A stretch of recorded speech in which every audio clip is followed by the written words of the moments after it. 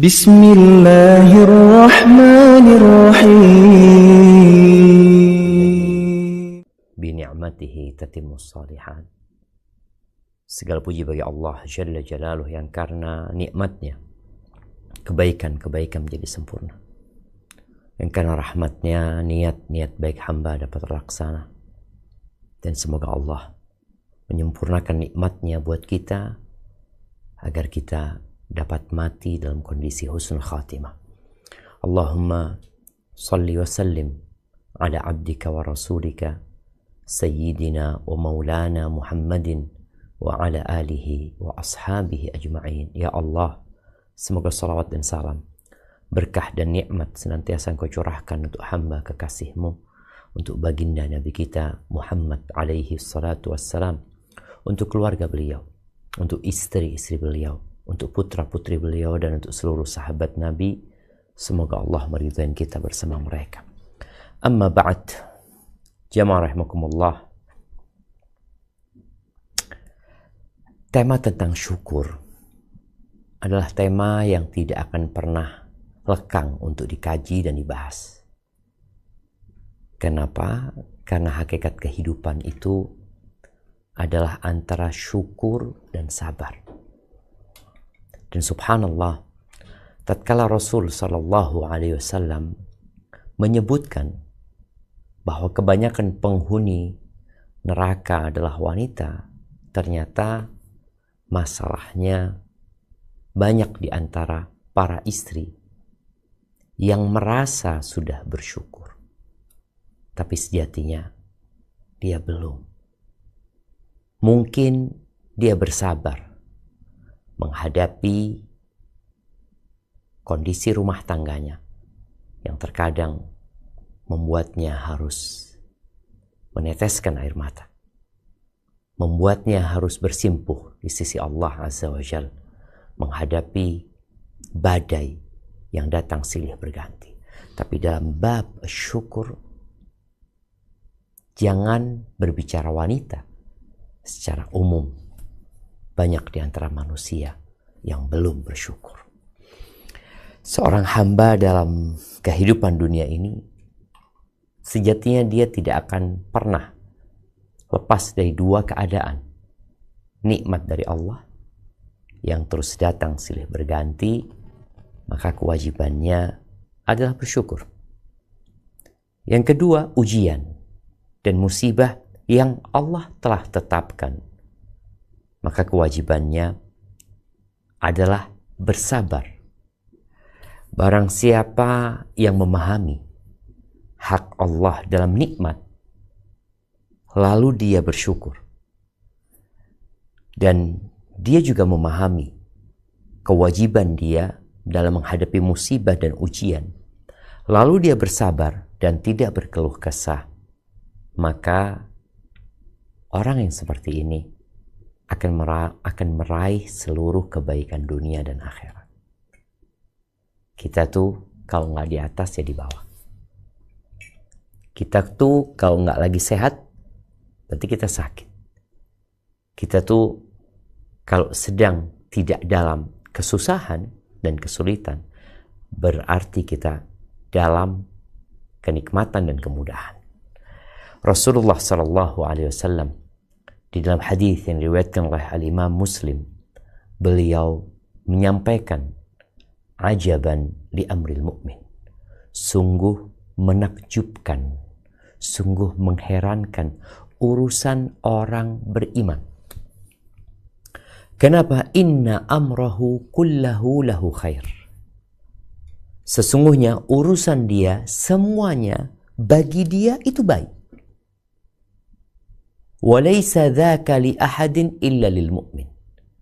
Yang seperti ini tidak dimiliki oleh siapapun kecuali orang yang beriman. In asabathu sarra syakar fakana khairan lahu. Kalau dia mendapati sesuatu yang menyenangkan, maka dia bersyukur. Dan bersyukurnya itu lebih baik buat dia. Bahkan syukurnya itu lebih baik daripada nikmat yang Allah berikan.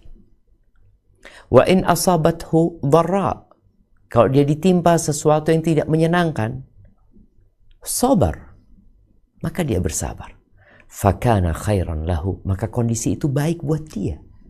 Bahkan nikmat sabar itu jauh lebih dahsyat daripada kalau dia mendapatkan sesuatu yang dia inginkan. Ahibati fillah, jadi orang yang bersyukur, maka hatinya akan lapang. Dia akan tenang dan tentram apapun yang terjadi. Umar bin Khattab radhiyallahu taala anhu, dia pernah mengatakan, "Lau anna syukra wa sabra." Seandainya syukur dan sabar itu matiyatani, dua kendaraan. Jadi syukur dan sabar ini dua kendaraan. Ma ubali ayyatahuma arkab. Aku nggak peduli kendaraan yang mana aku naiki. Karena dua-duanya adalah baik. Subhanallah. Tatkala syaitan, iblis ya. Iblis itu dilaknat karena dia nggak bersyukur. Karena dia congkak. Karena dia angkuh. Karena dia nggak nurut. Intinya dia nggak bersyukur. Karena sejatinya ujian yang Allah berikan itu imma syakiran wa imma kafura. Orang itu jadi pandai bersyukur atau jadi orang yang kufur. Dan iblis tahu apa yang menyebabkan dia dilaknat, diusir dari surga Allah Azza wa Jal. Dia nggak bersyukur. Ketika dia tahu hal itu, maka iblis berupaya sekuat tenaga, sepanjang masa. Bahkan iblis nggak pernah tidur siang. Untuk membuat manusia tidak bersyukur. Apa kata Allah Azza wa Jal di surat Al-A'raf ayat 16 dan 17. Nah, silahkan dibaca.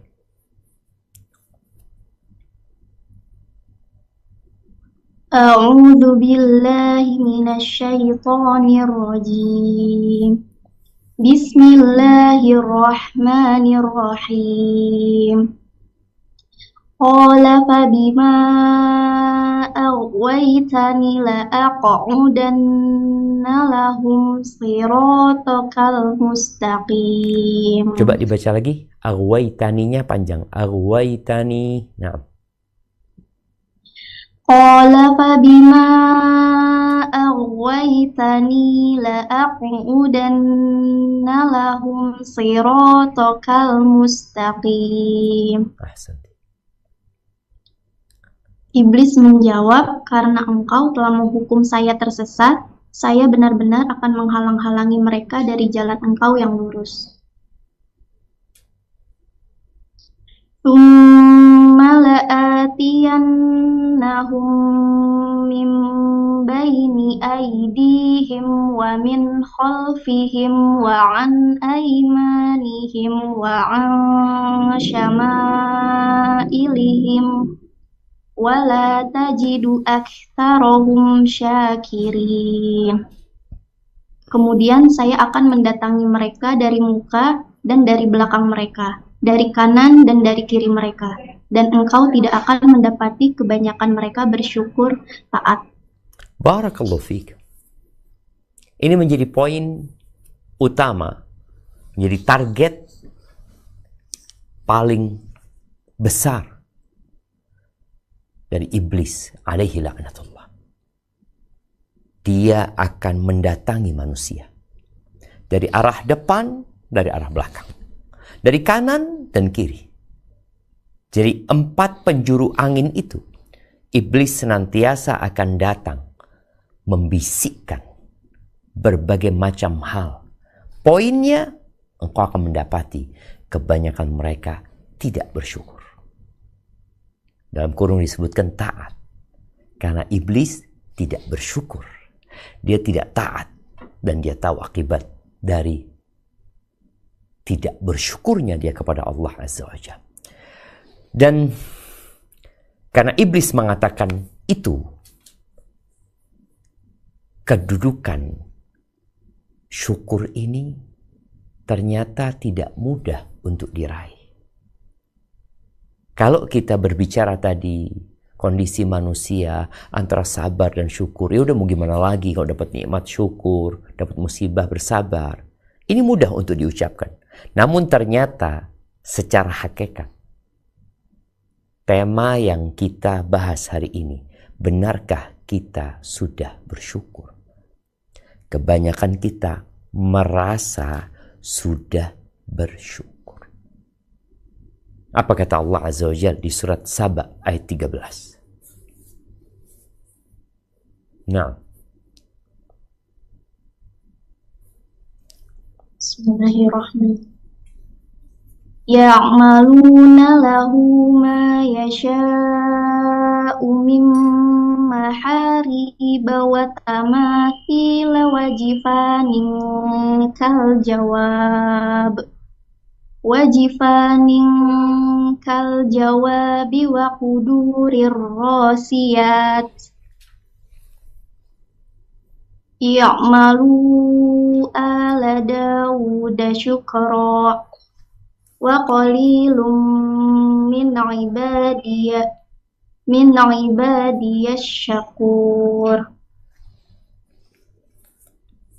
Para jin itu membuat untuk Sulaiman apa yang dikehendakinya dari gedung-gedung yang tinggi dan patung-patung dan piring-piring yang besarnya seperti kolam dan periuk yang tetap berada di atas tungku.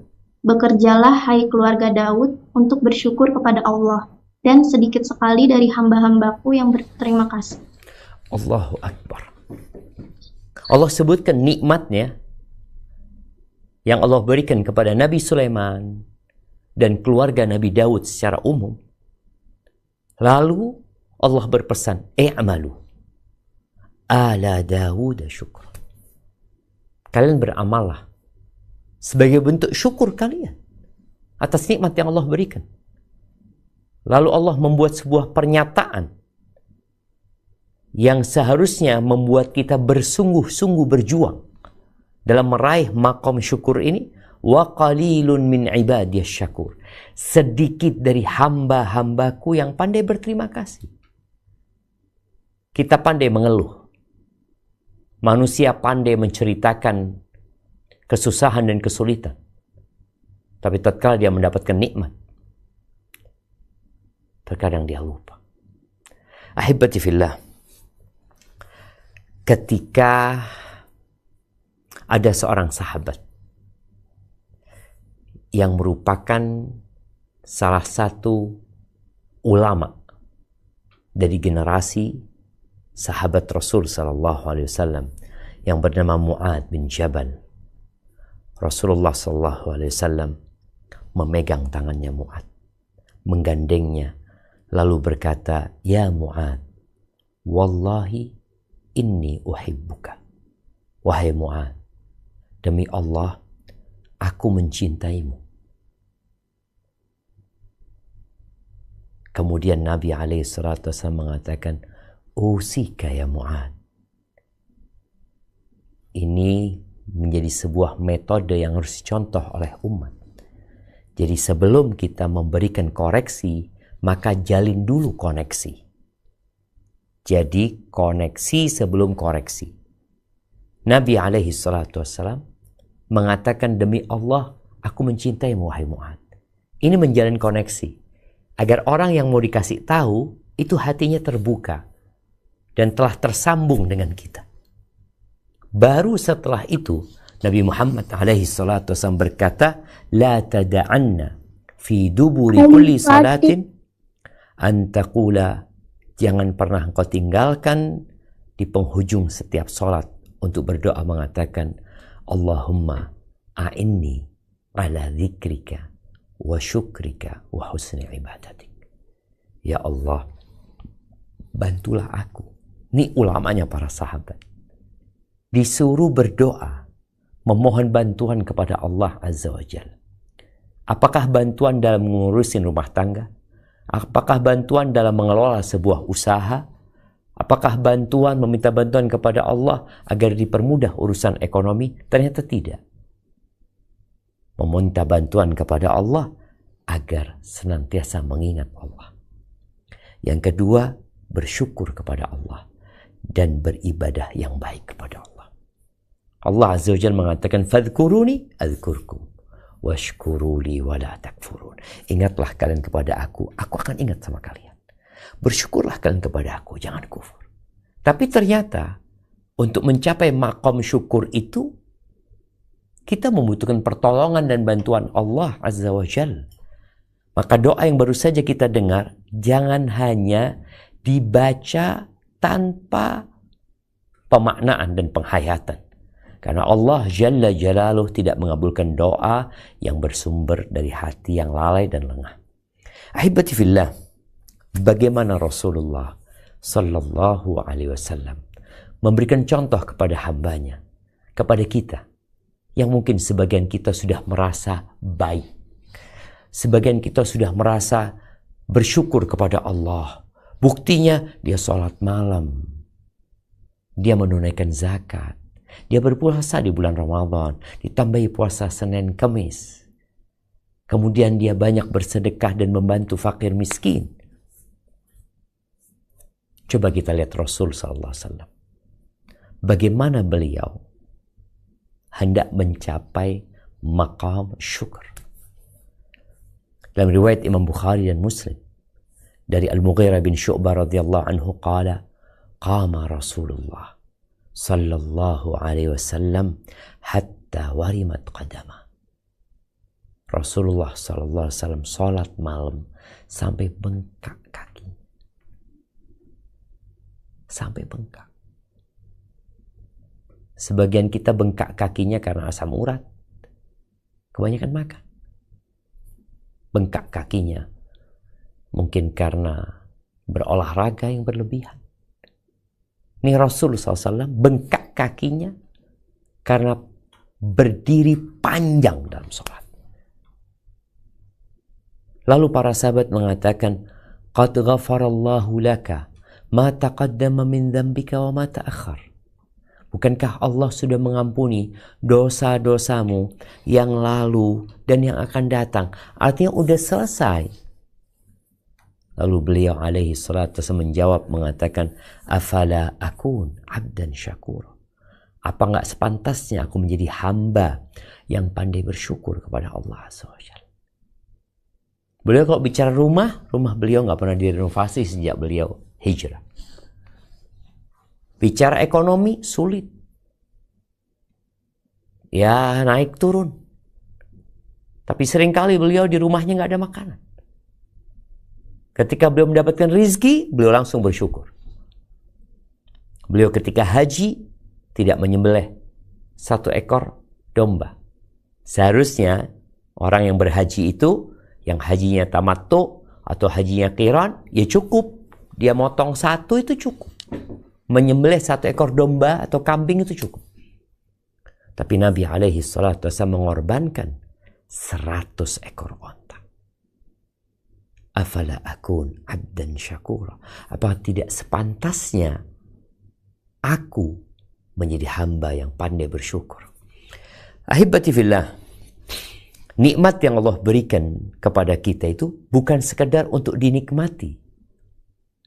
Banyak orang mengatakan hidup itu hanya sekali, maka nikmatilah. Nikmat itu diberikan agar mengeluarkan syukur dari hamba-hambanya. Coba kita baca firman Allah di surat Al-Qasas ayat 73. Apa kata Allah Azza wa Jalla?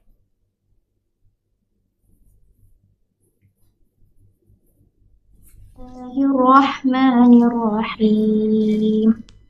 وَمِنْ رَحْمَتِهِ جَعَلَ لَكُمُ اللَّيْلَ وَالنَّهَارَ لِتَسْكُنُوا فِيهِ وَلِتَبْتَغُوا مِنْ فَضْلِهِ وَلَعَلَّكُمْ تَشْكُرُونَ. Dan karena rahmatnya dia jadikan untukmu malam dan siang supaya kamu beristirahat pada malam itu, dan supaya kamu mencari sebagian dari karunia-Nya pada siang hari, dan agar kamu bersyukur kepadanya. Allahu Akbar. Jadi siang malam ini nikmat yang Allah berikan kepada kita. Di malam hari kita bisa istirahat. Mungkin sebagian kita merasa ya memang sejak dulu kayak gitu. Siapa yang menjadikan itu malam? Siang hari terang benderang. Kita bisa bekerja tanpa membutuhkan penerangan. Lalu Allah mengatakan, وَلَعَلَّكُمْ تَشْكُرُونَ, agar kalian bersyukur. Yang menyebabkan kurangnya syukur kita perlu mengetahui sebab agar kita bisa memperbaiki diri kita. Orang kalau tahu bahwa penyebab dia sakit asam urat itu karena dia mengkonsumsi kacang-kacangan berlebihan, maka dia akan mengurangi. Kita perlu tahu penyebab kita kurang bersyukur agar kita bisa melawan misi dan konspirasi yang dilakukan oleh iblis dan bala tentaranya. Yang pertama adalah lalai terhadap nikmat. Lalai terhadap nikmat. Padahal nikmat yang Allah berikan itu banyak dan kita tidak akan mampu menghitungnya. Allah mengatakan, wa in ta'uddu ni'matallah la tuhsuha. Jikalau kalian hendak menghitung nikmat yang Allah berikan, la tuhsuha, kalian nggak akan pernah bisa menghitungnya. Innal insana la zalumun kafar. Sesungguhnya manusia adalah makhluk yang sangat zalim dan sangat kafir. Itu manusia. Dia lupa dengan nikmat. Karena biasanya nikmat yang terus-menerus diberikan itu membuat manusia tidak sadar kalau itu nikmat loh. Kalau itu harus disyukuri. Coba kita merenungkan bersama-sama nikmat yang Allah berikan agar kita menghargai dan kemudian menjadi hamba yang mensyukuri nikmat tersebut. Yang pertama, nikmat penciptaan. Kita nih ada ya. Alhamdulillah. Sebelumnya kita nggak ada. Kok bisa kita ada? Lalu kita bisa menikmati hidup di muka bumi ini. Yang kedua, nikmat Allah jadikan kita manusia.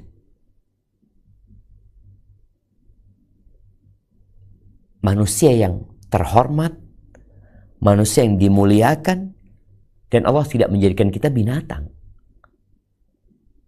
Walaupun kadang-kala sebagian manusia kalau lagi marah kepada manusia lainnya, dia sebut manusia ini sebagai binatang. Enggak. Itu nikmat Allah jadikan kita sebagai manusia. Karena Allah memuliakan manusia di atas makhluk-makhluk yang lain. Kemudian yang ketiga, nikmat rupa yang indah. Semua laki-laki ganteng, semua perempuan cantik. Allah letakkan posisi semua di tempatnya. Tapi sebagian kita lupa kalau itu nikmat. Yang keempat, nikmat dapat berbicara dan memberikan keterangan. Itu nikmat. Kita bisa ngomong. Dan rata-rata manusia Allah berikan nikmat berbicara. Walaupun ada beberapa manusia, karena hikmah Allah Azza wa Jalla, Allah jadikan mereka bisu. Tapi kebanyakan kita bisa berbicara. Engkau pikir itu bukan nikmat? Udahkah engkau mensyukuri? Atau sudahkah kita mensyukuri nikmat bisa berbicara, bisa ngomong? Apa kata Allah Azza wa Jalla di surat Ar-Rahman ayat 1-4? Nah, di surat Ar-Rahman ayat 1-4. Tafadhali. Bismillahirrahmanirrahim. Ar-Rahman, Tuhan yang Maha Pemurah. Allamal Qur'an, yang telah mengajarkan Al-Quran. Khalaqal insan, dia menciptakan manusia. Allamahul bayan, mengajarnya pandai berbicara. Allahu Akbar. Itu nikmat. Kita bisa ngomong. Itu nikmat. Tapi sebagian kita biasa aja. Padahal itu nikmat lebih agung daripada nikmat harta sebenarnya. Tatkala Allah jadikan engkau bisa berbicara. Di surat Al-Balad Allah mengatakan alam naj'al lahu 'ainain wa lisanan wa syafatain. Kami menjadikan bagi manusia lisan dan 2 bibir. Kapan kita mensyukuri nikmat bibir ini? Sudahkah kita mensyukuri nikmat lisan yang Allah berikan? Oke, nikmat dapat melihat.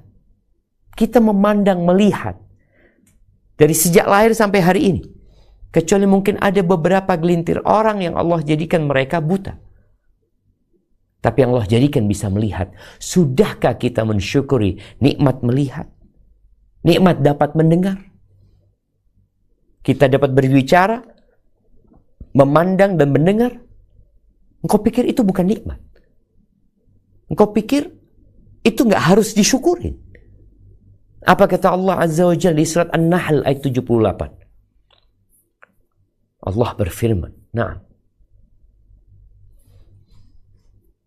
Bismillahirrahmanirrahim. Wallahu akhrajakum min butuni ummahatikum la ta'lamuna syai'an wa ja'ala lakumus sam'a wal absara wal afidah la'allakum tashkurun.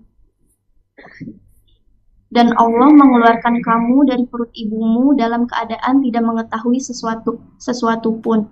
Dan Dia memberi kamu pendengaran, penglihatan, dan hati agar kamu bersyukur. Allahu Akbar. Allah sebutkan nikmatnya di sini. Nikmat ilmu.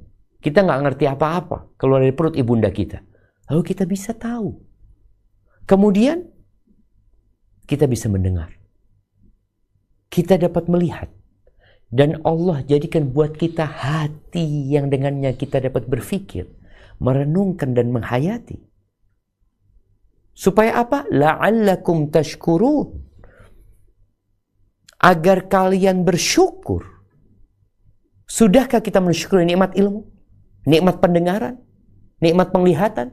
Nikmat hati? Maka Allah katakan sedikit dari hambaku yang pandai bersyukur.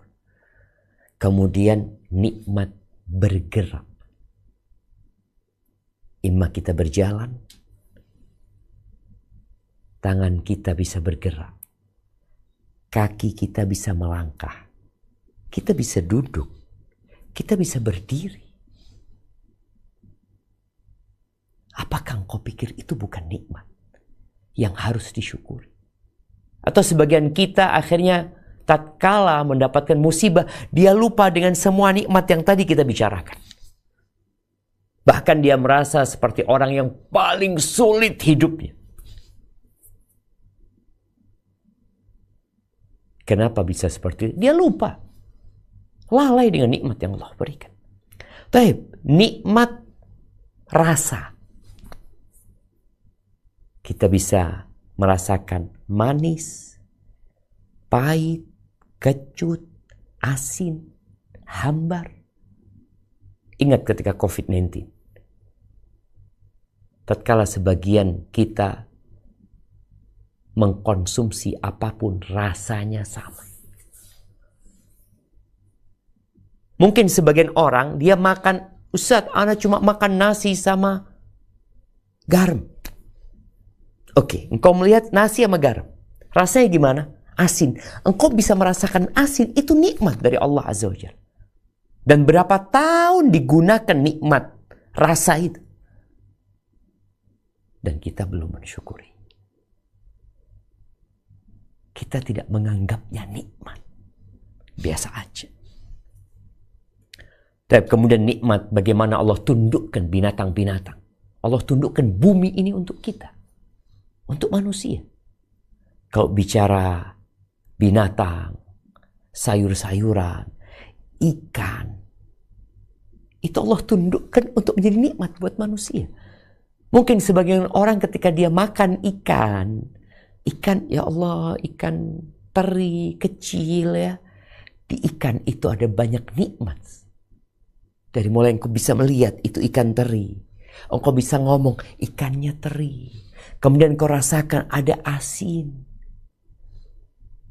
Ada banyak nikmat yang belum kita syukuri. Nikmat air. Yang dengan air ini Allah tumbuhkan tanaman-tanaman. Yang segala sesuatu yang hidup diciptakan dari air. Kita bisa membersihkan diri kita dengan air. Dan orang akan merasakan nikmat air ini kalau dia kehilangan air. Di tempat-tempat bencana,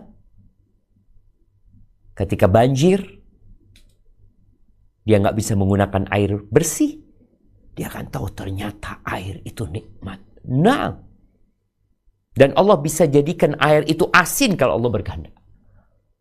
Kita minum air saja itu nikmat yang harus disyukuri. Bisa merasakan air dengan lisan kita, bisa memegang dengan tangan kita. Hanya air ya. Jangan bicara yang lain. Apa kata Allah Azza wa Jal di surat Al-Waqi'ah ayat 68 sampai 70. Nah. Bismillahirrahmanirrahim. Afara'aitumul ma'alladzi tashrabun. Maka terangkanlah kepadaku tentang air yang kamu minum. A'antum anzaltumuhu minal muzni am nahnul munzilun. Kamukah yang menurunkannya dari awan atau kamikah yang menurunkannya? Law nasha'u ja'alnahu ujajan falawla tashkurun. Kalau kami kehendaki, niscaya kami jadikan dia asin. Maka mengapakah kamu tidak bersyukur? Allahu Akbar. Itu nikmat air. Allah bisa jadikan air itu asin. Sehingga tatkala kita menimba di sumur, tatkala kita mengambil air dari mata air, dari sungai, semuanya Allah bisa bikin asin. Tapi Allah enggak. Lalu Allah katakan, "Falaula tashkurun." Kenapa engkau enggak bersyukur? Mengeluh saja. Tidak taat dan patuh kepada perintah Allah Azza wa Jalla. Banyak menyimpang dari aturan. Kemudian nikmat yang paling agung, nikmat Islam. Kita menjadi orang Islam. Yang Rasul SAW mengatakan, "Kullu ummati yadkhulul jannah." Semua umatku itu masuk surga. Yang kata Allah Azza wa Jal, "Inna ad-dina 'indallahil Islam." Sesungguhnya agama yang diridai Allah di sisinya hanyalah Islam. Dan Allah mengatakan, "Wa man yabtaghi ghairal islami dinan fala yuqbala min." Barang siapa yang memeluk agama selain Islam, maka Allah tidak akan menerima dari dia. Wa huwa fil akhirati minal khasirin. Dan dia di akhirat akan termasuk orang-orang yang merugi. Allah tidak menjadikan kita orang-orang kafir. Allah Azza wa Jalla mengatakan, "Walladzina kafaru lahum naru jahannam la yuqdu 'alaihim fayamutu." Dan orang-orang yang kafir bagi mereka neraka jahannam. Mereka tidak dihabisi kemudian mereka mati. Wala yukhaffafu anhum min 'adzabiha.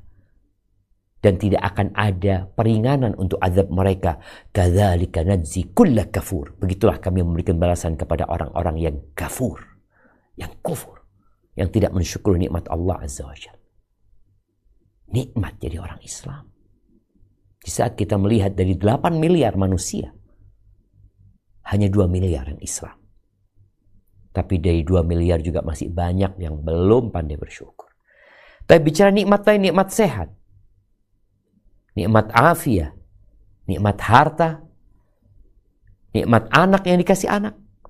Oh, anak nggak dikasih anak. Lihat kepada nikmat yang lain. Nikmat makan dan minum. Nikmat bernafas. Nikmat bernafas. Kalau kita harus bernafas dengan oksigen, kita harus beli, maka insya Allah semua harta yang kita miliki nggak akan cukup. Kalau kita selama 24 jam, dikali 30 hari, dikali 12 bulan, kita harus menggunakan oksigen bernafas. Tapi kita nggak pandai bersyukur. Ahibati fillah. Itu yang pertama, yang membuat orang tidak bersyukur karena dia lalai dengan nikmat yang Allah berikan. Yang kedua, dia tidak memahami nilai nikmat tadi. Oke, dia tahu, dia sadar, oke, pendengaran nikmat dari Allah Azza wa Jalla, kesehatan nikmat. Tapi dia tidak memahami nilai dari nikmat tersebut. Kapan orang akan merasakan nikmat atau nilai dari nikmat itu? Ketika kehilangan.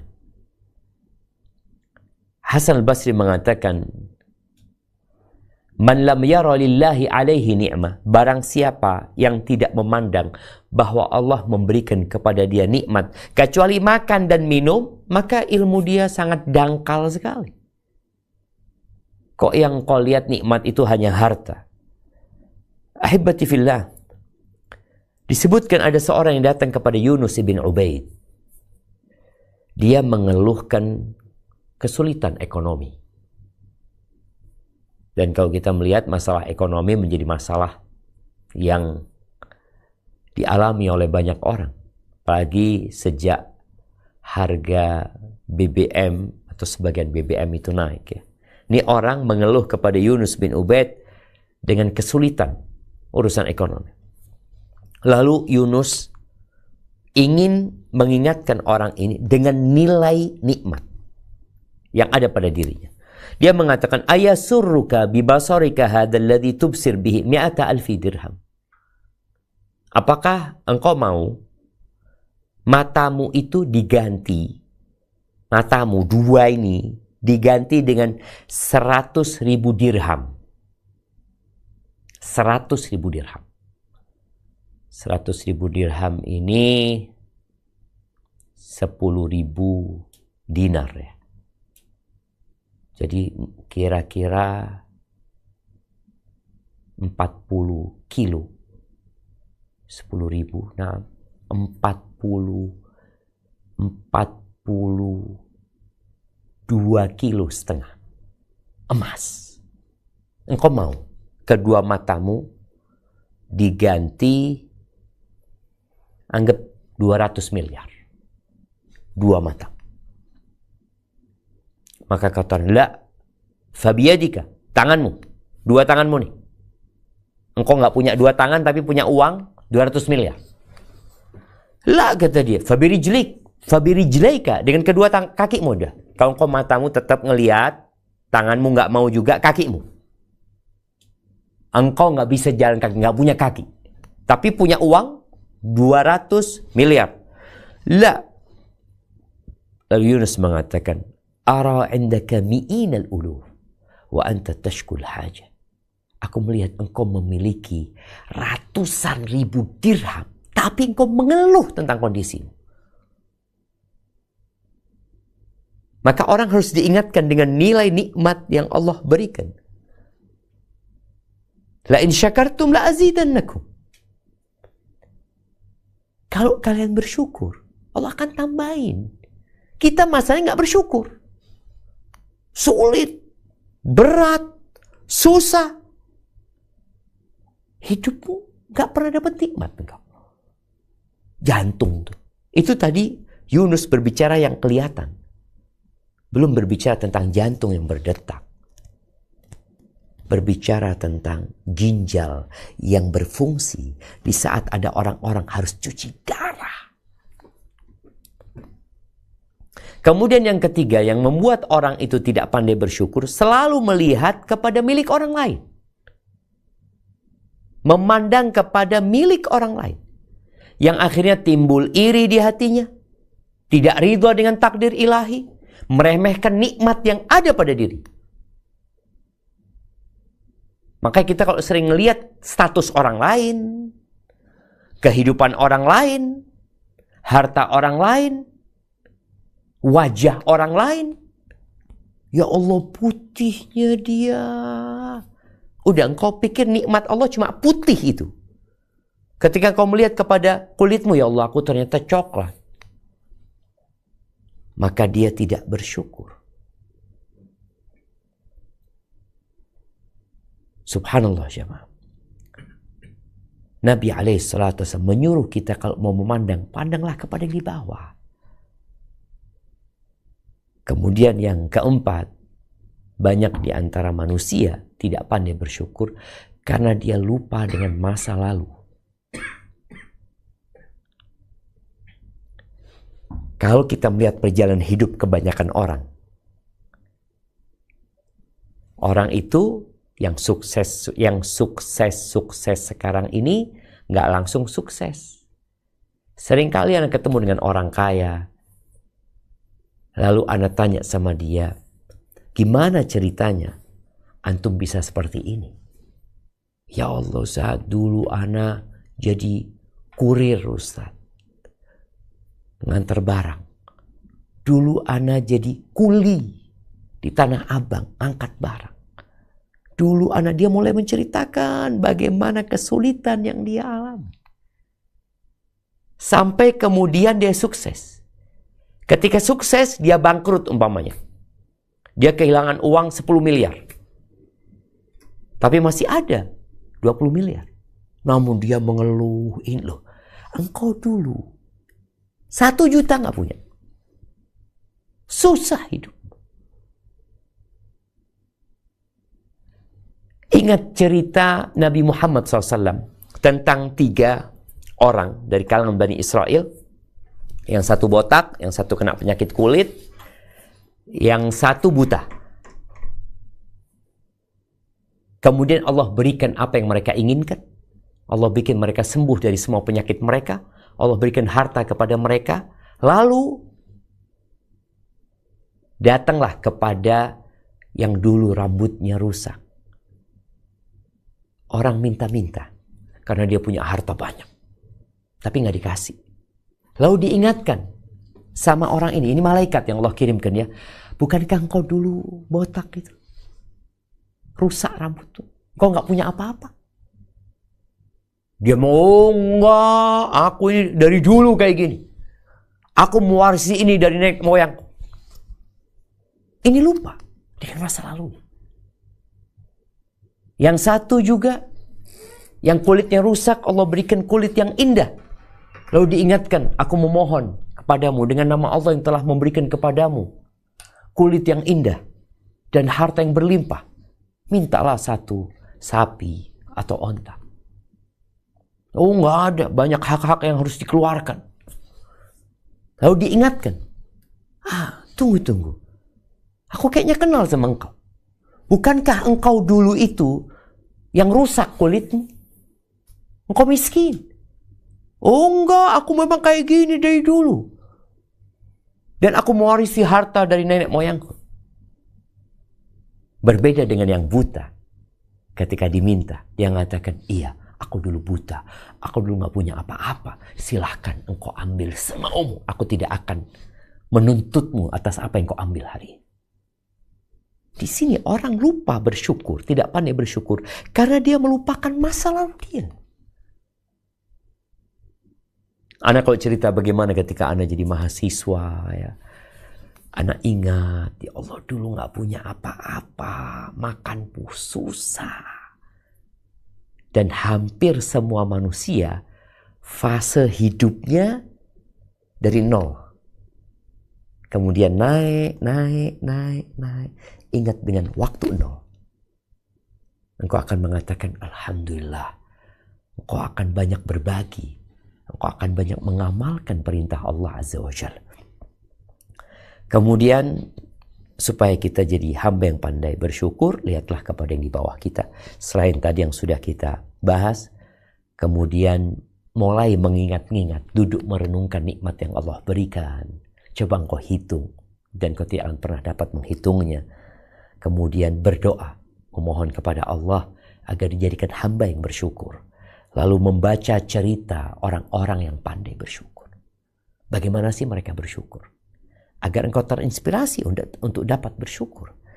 Kemudian sering mengucapkan Alhamdulillah. Jadi kalau bicara syukur, syukur itu dengan 3 hal. Yang pertama dengan hati. Hati selalu mengakui bahwa nikmat itu dari Allah. Dan nikmat Allah itu banyak. Ini semua dari Allah. Bukan karena usahaku, bukan karena kepandaianku, bukan karena perjuanganku. Tapi ini dari Allah Azza wa Jalla. Hadza min fadli Rabbi. Terus dia menanamkan di dirinya, ini dari Allah. Aku bisa kayak gini karena Allah Subhanahu wa taala. Maka dia perlu senantiasa mengingat itu dengan hatinya. Terus menumbuhkan. Yang kedua, lisannya. Bagaimana terus memuji Allah. Katakan subhanallah wa bihamdih. Katakan alhamdulillah alladzi bi ni'matihi tatimmu shalihat.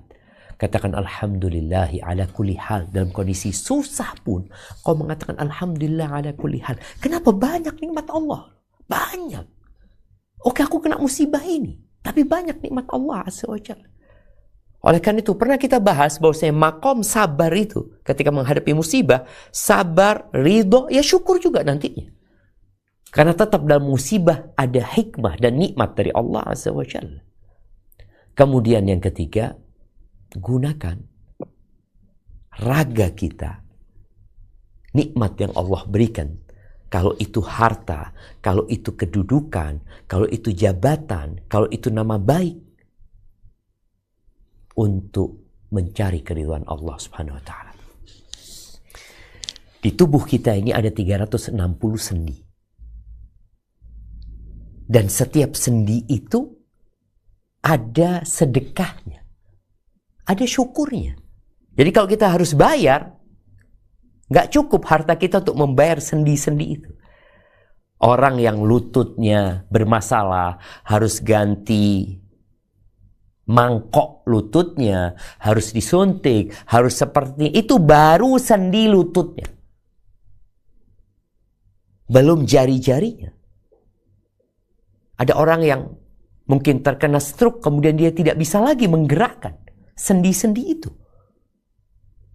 Dan Nabi SAW mengatakan, ala kulli sulama min ibni Adam sadaqah. Di setiap sendi itu harus ada bayarnya, sedekah. Setiap tasbih itu sedekah, ucapkan dengan lisanmu. Tahmid itu sedekah, takbir itu sedekah, tahlil itu sedekah. Dan cukup untuk melunasi semuanya itu 2 rakaat. Salat duha. 2 rakaat salat duha. Maka gunakan harta dalam ketaatan. Gunakan raga dalam kepatuhan dan beribadah kepada Allah Subhanahu wa taala. Setiap selesai makan engkau ucapkan alhamdulillah. Makan apapun engkau makan, apapun. Katakan alhamdulillah.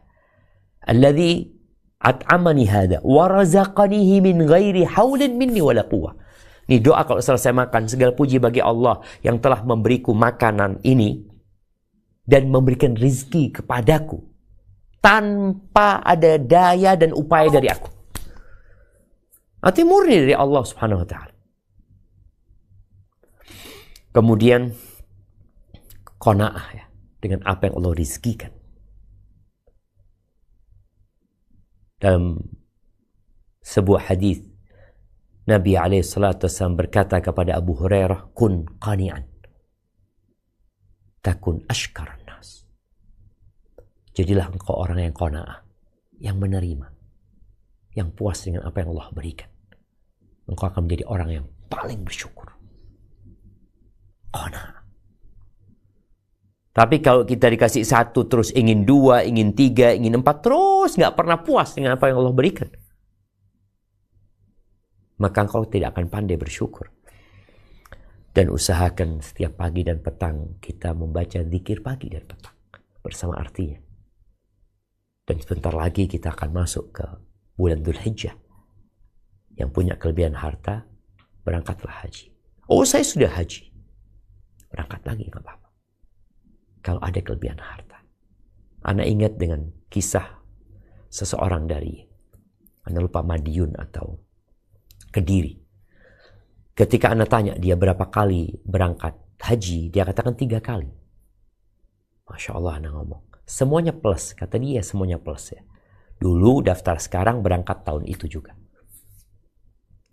Terus dia cerita, ketika kita haji yang pertama, Ana ngomong sama istri, nanti kalau kita dikasih rizki lagi sama Allah, kita bangun masjid ya, nggak usah haji sudah. Kan udah hajinya.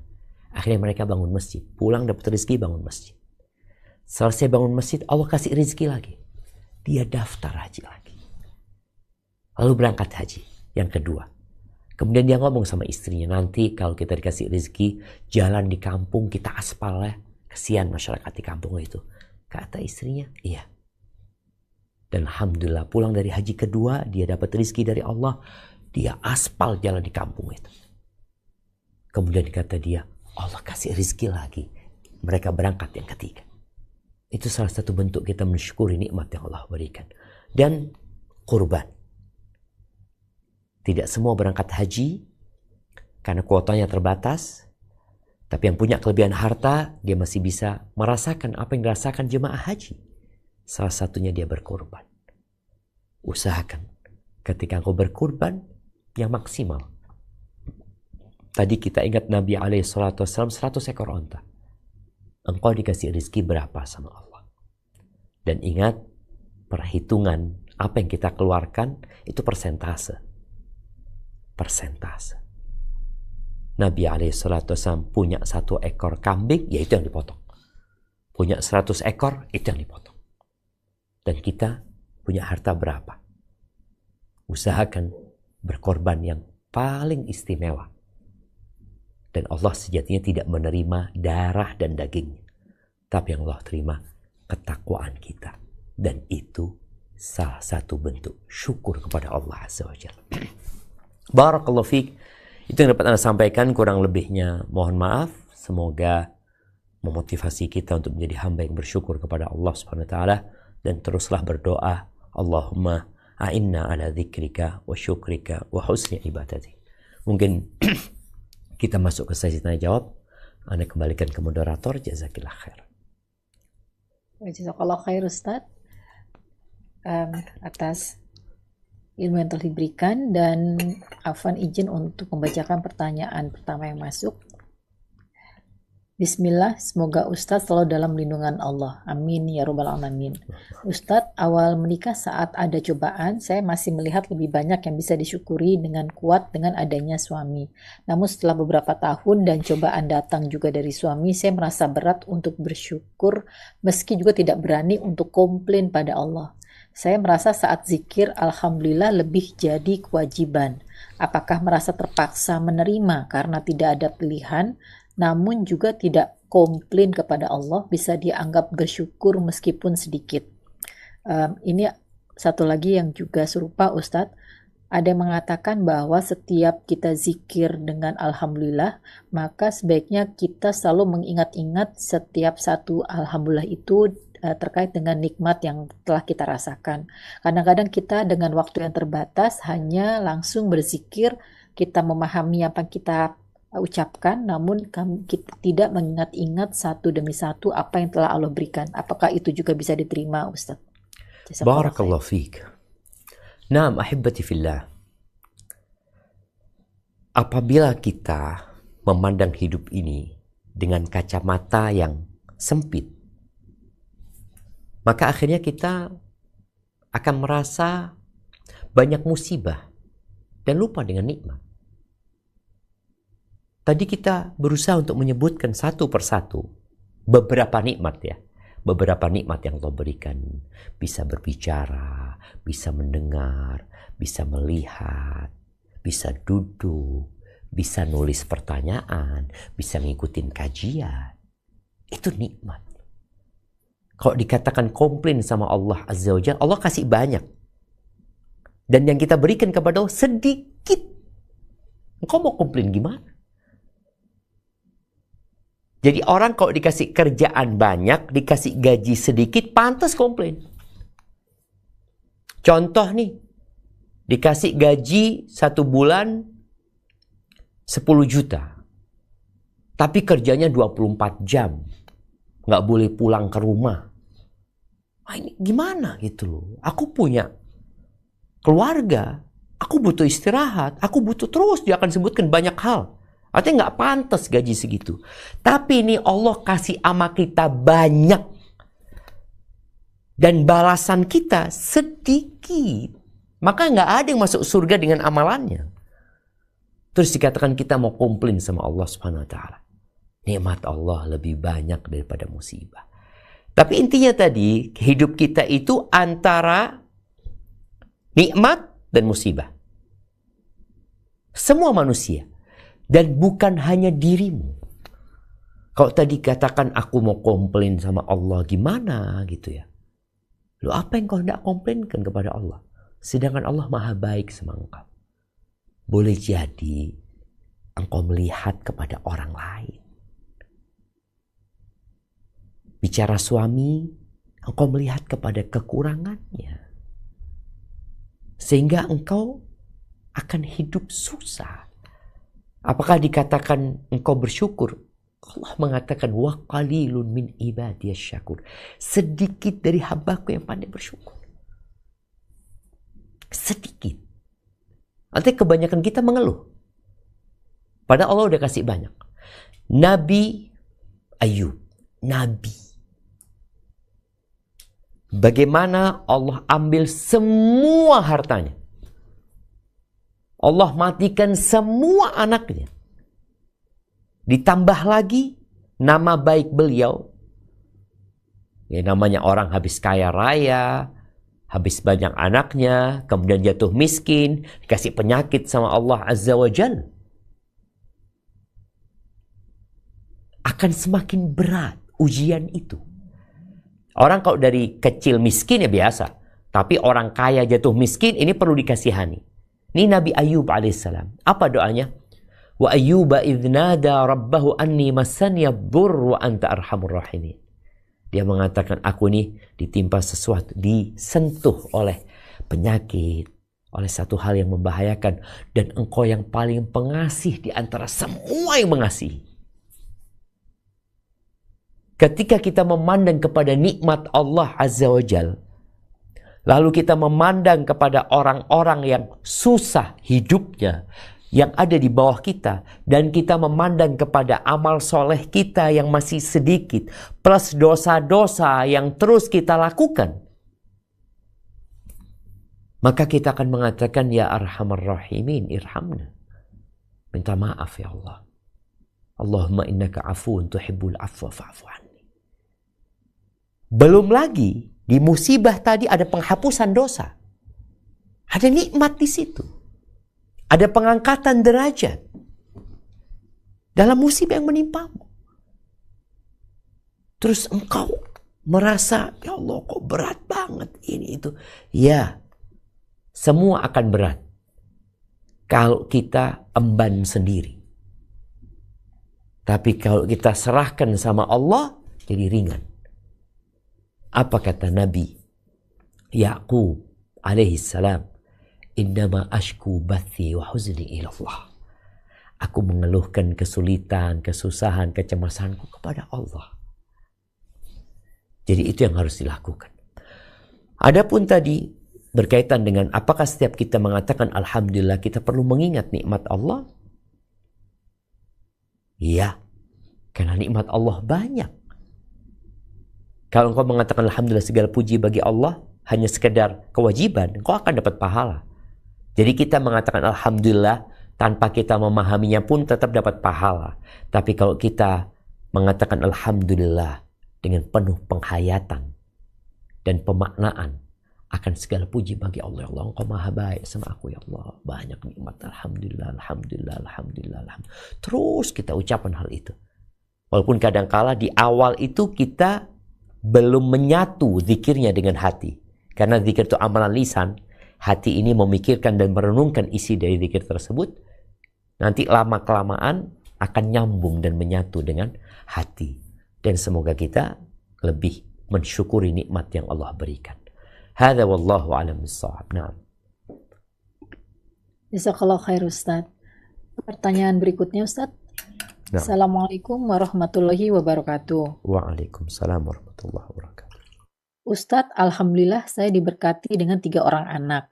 Yang paling besar laki-laki baru tahun pertama kuliah di negeri. Yang kedua perempuan SMA kelas 2 dan yang terakhir laki-laki baru kelas 5 SD. Ustadz, anak saya yang perempuan Sejak kecil selalu tidak mau kalah terutama pada abangnya. Waktu kecil misal dia akan marah kalau lihat abangnya sudah sholat subuh sementara dia baru bangun. Dan ini berlanjut sampai sekarang termasuk soal akademik. Saya dan suami senang-senang saja karena positif. Tapi saya kepikiran setelah mendengar kajian Ustadz tadi. Khawatir anak perempuan saya jadi sulit untuk bersyukur dengan yang telah dimilikinya saat ini. Dia maksa mau masuk akunting karena abangnya juga jurusan ekonomi. Padahal dia nggak terlalu bagus di matematik dan sangat bagus dalam bahasa dan menghafal. Alhamdulillah dia sudah hafal 3 juz sendiri. Mohon nasihatnya Ustadz, apa yang harus saya bicarakan kepada anak perempuan saya, mengingat dia sudah remaja, bukan anak kecil lagi. Barakallahu fikum. Masya Allah, barakallahu fiik. Naam, bicara anak-anak yang mau kuliah, biasanya mereka yang mau masuk kuliah itu ada ujian, ujian bukan kepribadian, kecondongan dia. Dia itu sebenarnya tepatnya di mana. Anak itu ikutkan itu saja. Sehingga dia bisa memahami tentang dirinya lewat ada pertanyaan-pertanyaan yang diberikan. Karena ingat ada kawan yang dia ketika menjawab pertanyaan itu, dia nggak sungguh-sungguh. Akhirnya dia lebih cocok katanya ke kedokteran, padahal dia sama sekali nggak ada kecondongan ke sana. Tapi ketika dia menjawab itu tidak dengan sungguh-sungguh, akhirnya yang membaca hasil ujian dia salah juga. Mengarahkan dia kemana dia harus belajar dan kuliah. Maka mungkin orang tua bisa menyuruh anaknya atau mengarahkan anaknya untuk ikut ujian. Ujian apa namanya ya? Ada yang tahu? Ujian apa? Bukan Psikotes ya Ustadz? Psikotes, iya. Yang dia jawab itu sehingga dia tahu dia condongnya ke matematika kayak dia ke sosial atau dia ke IPA, kemana. Itu kalau mau kuliah, anak nggak tahu. Dulu ya, anak punya kawan menceritakan seperti itu sehingga anak itu jadi tahu aku ini cocoknya kemana. Karena kadang-kala kalau orang tua yang mengarahkan, anak tuh nggak mau karena dia tadi disebutkan dia ingin bersaing dengan kakaknya. Padahal Allah memberikan kelebihan buat dia di bab lain. Mungkin orang tua perlu mengajak anaknya diskusi, kemudian ditampilkan kelebihan-kelebihan dia. Sehingga dia tahu sebenarnya engkau cocoknya kemana. Karena subhanallah, nggak semua orang harus jadi dokter. Nggak semua orang harus jadi akuntan. Nggak semua orang harus jadi seperti apa yang dia inginkan. Dia menginginkan sesuatu, tapi kadang-kadang kemampuannya nggak ke sana. Di sini tugas orang tua untuk memberikan arahan dan selalu mendoakan anaknya, lalu ajak anaknya juga untuk melihat kepada orang-orang yang lebih susah, sehingga dia akan lebih pandai mensyukuri nikmat yang Allah berikan kepadanya. Hadza wallahu a'lam bissawab. Barakallahu fikum Ustaz. Itu tadi mungkin tes bakat minat ya Ustaz? Tes bakat minat, sahih. Sampai sekarang masih ada? Masih Ustaz. Jadi masih yang mau masuk kuliah itu? Bisa kadang dari sekolah atau secara individu pribadi bisa ikut tes tersebut untuk tahu kelebihan dan kekurangannya ya, maksudnya yang mesti dikembangkan apalagi gitu. Masya Allah ya, tes bakat minat. Sahih. Barakallahu fiik, jazakillah khairan. Berikutnya kita berikan kesempatan untuk Ukhti Putri Afan satu pertanyaan dan mohon sebisa mungkin sesuai dengan tema. Jazakillah khairan Ukhti Mala. Assalamualaikum warahmatullahi wabarakatuh Ustaz. Waalaikumsalam warahmatullahi wabarakatuh. Tafadhali. Allah yuhyik. Afwan Ustaz, tadi awal kajian Ustaz mengatakan Allah tidak akan mengabulkan doa kita ketika hati kita itu lalai. Apakah ketika kita sedang futur Ustadz, itu sudah pasti doa kita tidak dikabulkan ya Ustadz? Dan apakah futur itu adalah tandanya kita tidak mensyukuri nikmat Allah ya Ustadz? Karena qadarullah Ustadz, ketika sedang futur terkadang yang tadinya sholat malamnya 8+3 jadinya 2+1 gitu Ustadz. Terkadang ayatnya mungkin panjang-panjang, ya ini ya yang singkat-singkat gitu Ustadz. Nah, Ya, mohon nasihatnya Ustadz. Jazakallahu khairan wa barakallahu fiik Ustadz. Assalamualaikum warahmatullahi wabarakatuh. waalaikumsalam warahmatullahi wabarakatuh. Nah, ahibati fillah, kalau bicara doa, memohon kepada Allah Azza wa Jal, Nabi alaihissalatu wassalam menyebutkan, la yastajibullah du'aan min qalbin lahid ghafil. Allah tidak mengabulkan doa yang bersumber dari hati yang lalai dan lengah dia. Artinya dia nggak serius ketika berdoa. Dia tidak sungguh-sungguh ketika memohon kepada Allah Subhanahu wa taala. Kemudian apakah orang yang futur kemudian dia berdoa, doanya tidak akan dikabulkan? Ya tergantung apakah syarat dan ketentuan doa itu dia penuhi atau tidak. Memang orang yang futur ini ya bisa dikatakan dia sedang tidak bersyukur kepada Allah Subhanahu wa taala atau kurang syukurnya. Karena boleh jadi tadi sholat sunnahnya berkurang, ketaatannya berkurang. Alhamdulillah kalau dia belum terjerumus ke dalam dosa. Karena ada yang futur hanya meninggalkan yang sunnah-sunnah. Tapi ada orang yang tidak pernah melakukan yang sunnah. Jadi ketika futur yang wajib pun berantakan. Bahkan dia terjebak ke dalam dosa. Maka ini tanda memang tidak bersyukur kepada Allah Azza wa Jalla atas apa yang Allah berikan kepada dia. Maka buat orang-orang yang sedang futur, doa yang tadi diajarkan Nabi alaihi salatu wasallam kepada Mu'adz bin Jabal perlu untuk diminta terus sama Allah. Minimal di penghujung setiap sholat. Kalau tadi memang sholat sunnahnya pun hilang. Bukan hanya berkurang ya. Dia sholat wajib saja. Maka jangan lupa untuk membaca Allahumma a'inni ala dzikrika wa syukrika wa husni ibadatik. Kemudian periksa dan cari tahu apa penyebab futurnya dia. Karena secara umum penyebab futur itu adalah dosa. Tapi boleh jadi ada kebiasaan-kebiasaan yang mungkin tidak berdosa, tapi kita kebanyakan melakukannya. Banyak makan, banyak ngobrol, banyak nonton, banyak mungkin kumpul sama teman-teman ya. Ini termasuk banyak tidur juga yang menyebabkan orang akhirnya hatinya rusak sehingga dia kurang bersyukur kepada Allah Subhanahu wa taala. Hadza wallahu a'lam bissawab. Nah. Barakallahu fikum Ustaz. Berikutnya saya bacakan dulu sebelum kita beri kesempatan untuk yang bertanya langsung. Assalamualaikum warahmatullahi wabarakatuh Ustaz. Waalaikumsalam warahmatullahi wabarakatuh. Orang tua saya sudah berpisah sejak saya dan kakak saya masih kecil. Tapi saya ingat bagaimana ayah saya menyakiti fisik dan mental pada mama. Dan setelah pisah, mama harus kerja keras sendiri menghindari ayah dan bekerja untuk membesarkan kami berdua. Saat ini saya dan kakak alhamdulillah sudah hidup baik dan giliran menjaga mama. Dan tiba-tiba ayah datang dengan kondisi sakit keras. Saya dan kakak memutuskan membantu secukupnya karena tetap dia adalah ayah. Tapi mama melarang dan akan mengucapkan kami anak durhaka kalau membantu ayah. Saya coba ingatkan mama untuk bersyukur terhadap apa yang telah kita punya saat ini dan mencoba memaafkan ayah. Tapi hati mama sangat keras. Apakah mama dan kami berdosa Ustadz jika menghalau ayah pergi? Apakah bisa dibilang kami kurang bersyukur? Barakallahu fiik. Naam, ahibati fillah. Barang siapa yang menebar pasir, maka dia akan menuai badai ya. Apa yang dia tebar dia itu yang akan dia dapatkan. Kama tadinu tudan, sebagaimana engkau berbuat maka seperti itu pula akan diperbuat kepadamu, dan balasan sesuai dengan amal perbuatan. Baik, kembali kepada cerita tadi. Ada orang tua yang berpisah, lalu sang bapak tidak tanggung jawab kepada anak-anaknya. Mungkin dia juga menikah, mungkin juga tidak. Terus tadi sang ibu membesarkan anak-anaknya. Perlu diketahui bersama bahwa perceraian itu hanya memisahkan antara suami dan istri saja.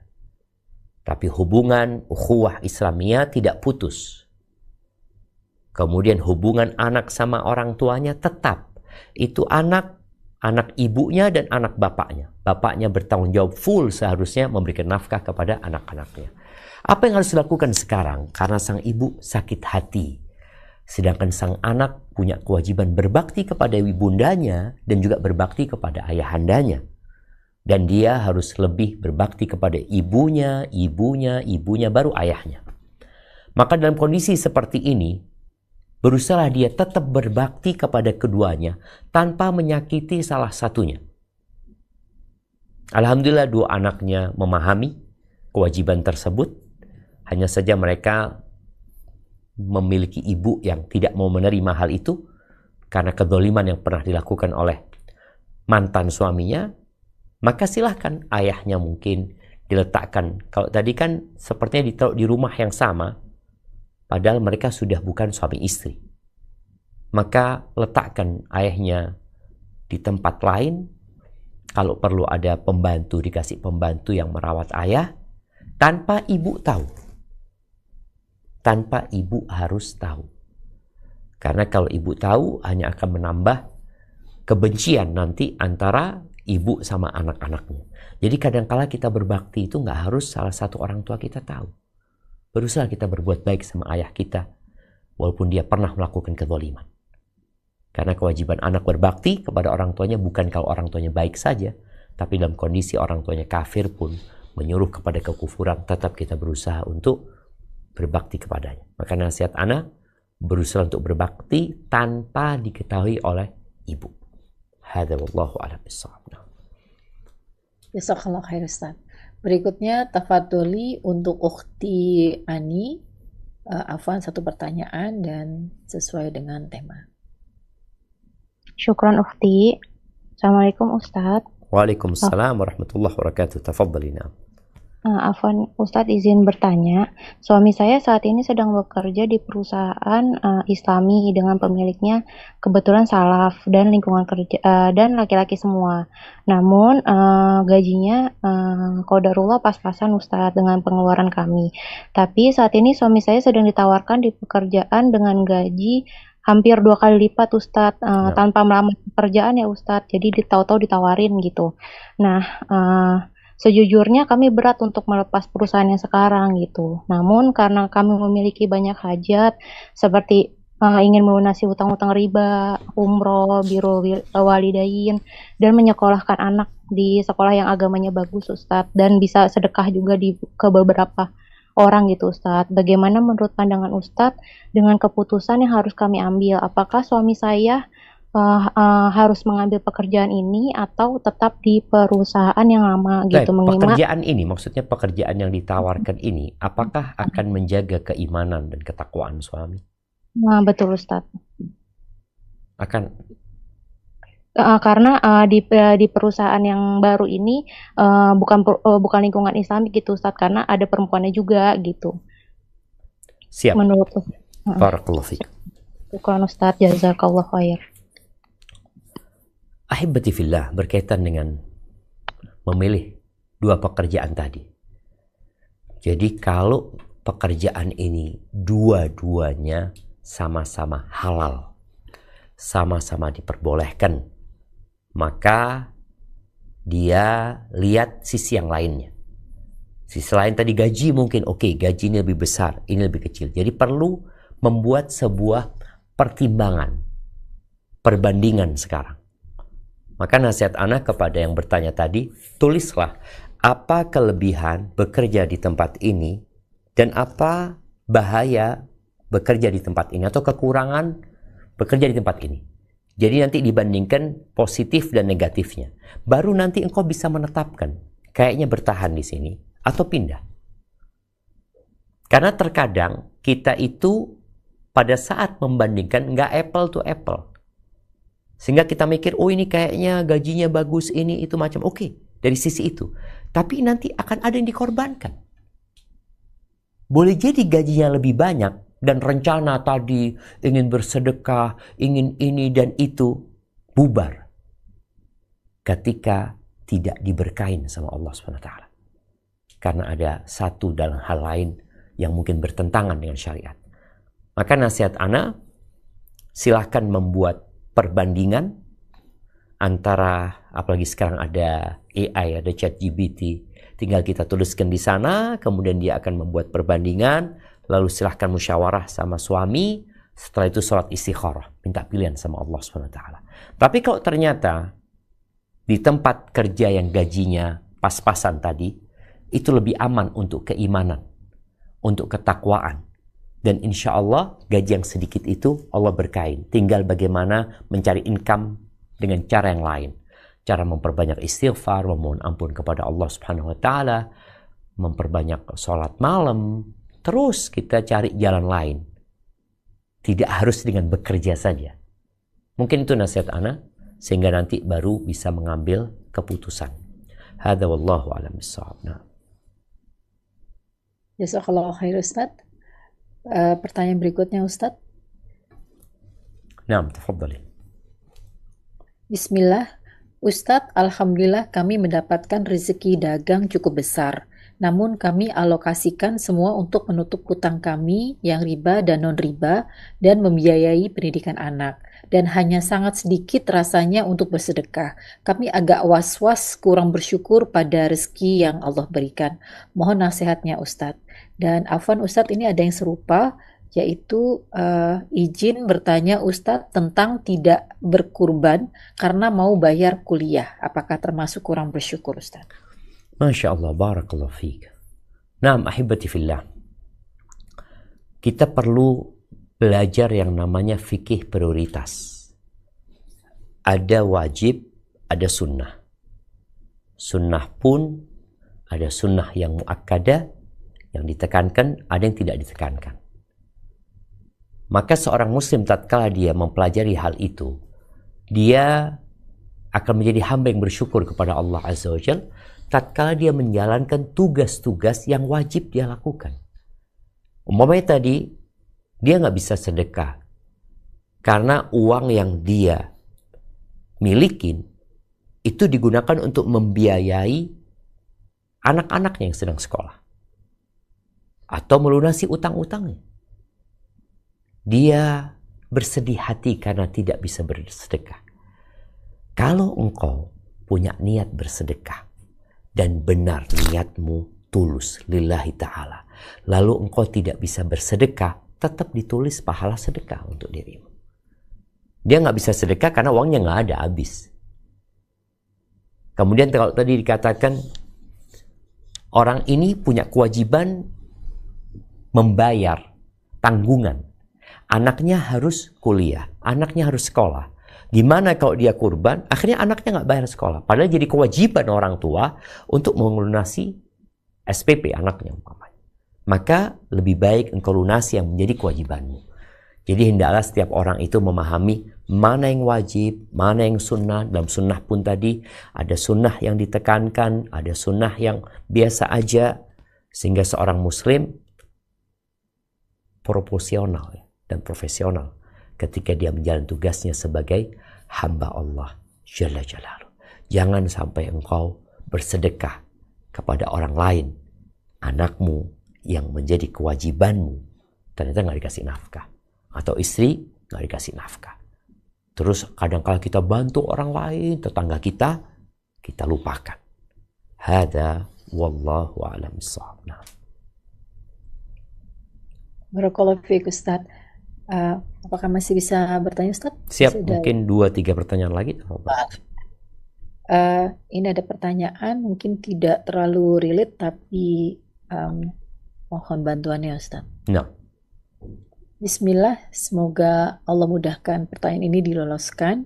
Izin bertanya Ustadz, saya seorang menantu yang terjebak dalam lingkaran orang tua suami yang berpenghasilan haram, menjual miras. Yang ingin saya tanyakan, jika suami alias anaknya ketika pulang kampung menjenguk orang tuanya, meminjam memakai motor yang dibeli cara haram buat dipakai ke masjid, apakah boleh? Karena masjidnya sangat jauh, pasar dan kemana-mana jauh. Lalu bagaimana hukum memakan jamuan yang di situ ada keluarga tersebut? Ada yang melangsungkan walimah namun orang tuanya penghasilannya dari menjual rokok. Dan bagaimana cara menasehati orang tua agar tidak dibilang fanatik masalah haram? Karena berkaitan masuk ke perut. Karena suami saya menasehati justru karena suami saya menasehati justru dibilang durhaka dan berubah. Dan suami saya diam tidak protes terhadap pekerjaan ayahnya yang sudah puluhan tahun menjual haram. Dan terakhir, apakah warisannya, bagaimana hukum warisannya juga, Ustaz? Masya Allah. Barakallahu fikum. Naam, ahibati fillah. Berkaitan dengan harta haram ini, Rasul SAW mengatakan, ayyuma lahmin nabata min suhtin fannaru awla bihi. Daging mana saja yang tumbuh dari hal yang haram, dari penghasilan yang haram, maka neraka lebih pantas baginya. Berkaitan dengan orang yang penghasilannya haram. Penghasilan haram ini ada dua. Yang pertama berkaitan dengan barang itu haram. Barang itu barang curian. Sehingga ketika dia kasihkan kepada anaknya, ketika digunakan untuk masak, dia ambil beras milik orang, kemudian dia masak, maka barang itu tetap haram. Tidak boleh dimakan. Motornya juga seperti itu. Kalau motor itu motor curian, kemudian dibawa ke rumah, kita nggak boleh pakai motor tersebut, karena itu motor orang. Namun, kalau penghasilannya cara haram, tapi secara akadnya ada saling ridho di antara mereka, maka sebagian ulama membolehkan kita untuk memanfaatkan atau menerima pemberian dari orang yang seperti itu. Contoh, walaupun yang lebih baik warok kita tinggalkan ya. Contoh, orang ini riba. Dia kerjanya membungakan uang. Lalu dia beli sesuatu ke toko kita dengan uang tersebut. Kita mendapatkannya tidak dengan riba. Kita mendapatkannya dengan akad jual beli. Umpamanya dia ketika ke rumahnya, dia masak. Kita mendapatnya sebagai sesuatu yang disuguhkan kepada kita. Tapi ingat, ini bukan macam yang pertama.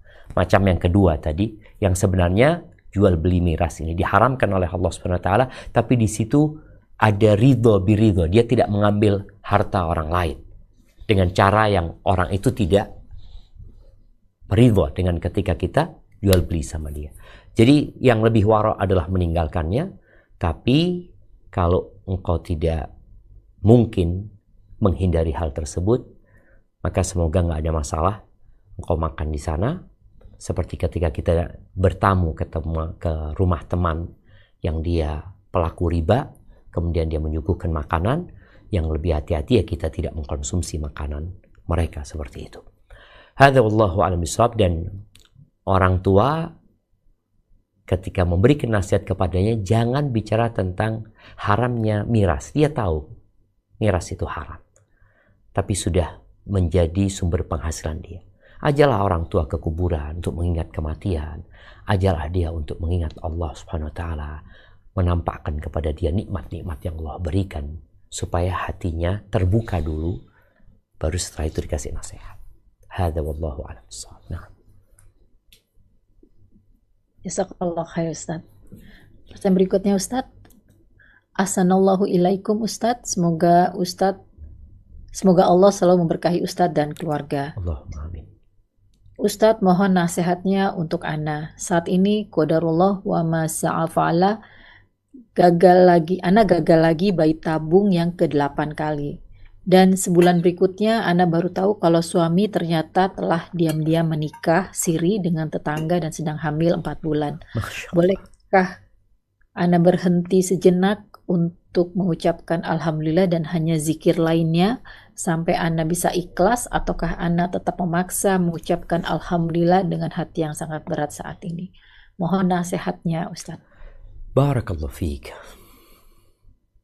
Kalau bicara berhenti mengatakan alhamdulillah, seakan-akan engkau nggak ada nikmat lagi yang didapatkan dari Allah Subhanahu wa taala.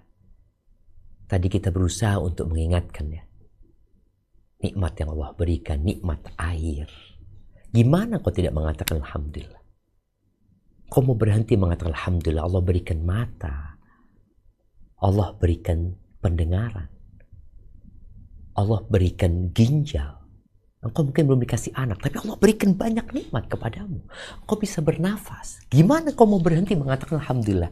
Hanya gara-gara satu perkara yang secara agama pun suamimu tidak melakukan perbuatan dosa. Dan dia sembunyi-sembunyi karena dia tidak ingin menyakitimu. Dia ingin punya anak. Dia sudah berusaha mendampingimu. Tadi disebutkan sampai 8 kali berusaha. Dan dia nikah sembunyi-sembunyi karena tidak ingin menyakiti. Dia bukan sok jagoan mengatakan aku akan menikah. Itu hakku. Enggak. Maka rasa suami anti suami yang baik. Dan kalau Allah memberikan ujian itu kepada anti, yakinlah anti mampu untuk menghadapinya. Dan jangan lupa, masih banyak nikmat yang Allah berikan kepada anti. Jadi tetap anti harus mengatakan alhamdulillah ala kulli hal. Kalau engkau mengatakan karena itu dianggap musibah, katakan alhamdulillah ala kulli hal. Tapi ingat, di nikmat-nikmat yang lain engkau harus bersyukur. Hadza wallahu a'lam bissawab. Nah. Barakallahu fikum Ustaz. Berikutnya Ustaz. Bismillah, Assalamualaikum ilaikum. Izin bertanya Ustaz, kami berazam untuk setiap tahun bisa berangkat umroh sekeluarga dengan menabung sedikit demi sedikit. Tetapi ada dari keluarga kami yang belum berangkat umroh karena memang kurang mampu dari sisi biaya. Manakah yang harus kami utamakan Ustaz? Mengumrohkan keluarga yang belum berangkat umroh, sedang kami tidak berangkat karena keterbatasan biaya, ataukah kami mengutamakan kami sekeluarga yang berangkat umroh Ustaz? Mohon nasihatnya. Barakallahu fiik. Ahibati fillah. Yang pertama, kewajiban umroh ini kewajiban bagi yang mampu.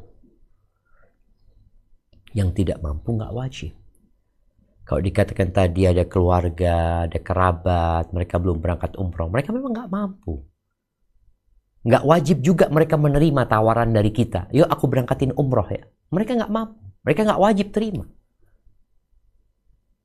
Jadi kalau kita mau berangkat umroh, berangkatlah umroh. Nggak ada masalah. Kalau engkau memang punya kelebihan harta. Tapi jangan lupa untuk peduli dengan kerabat kita dari sisi kehidupan mereka. Bukan memberangkatkan umroh mereka ya, bukan. Tapi dari sisi memenuhi kebutuhan mereka. Kita punya kerabat, sulit makan. Maka berikan makanan kepada mereka. Sulit untuk sekolah, melanjutkan pendidikan. Maka berikan bantuan kepada mereka. Jadi bukan harus memberangkatkan umroh mereka. Karena mereka sejatinya tidak wajib berangkat umroh. Dan sekali lagi, kalau kita umpamanya daftarkan umroh ini buat mereka, mereka tidak wajib menerima juga. Karena mereka memang nggak mampu. Boleh jadi mereka lebih mau untuk biaya hidup mereka. Namun kadangkala kita melihat ada kerabat kita yang kita ingin berangkatkan umroh. Dengan harapan dia menjadi orang yang soleh.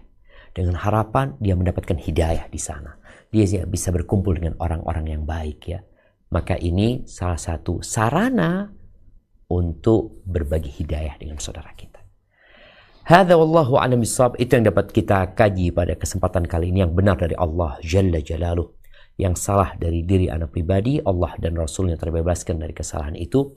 Sampai berjumpa kembali, Ana kembalikan ke moderator. Subhanakallahumma bihamdika asyhadu an la ilaha illa anta astaghfiruka wa atubu ilaik. Ana mohon undur diri. Wassalamualaikum warahmatullahi wabarakatuh.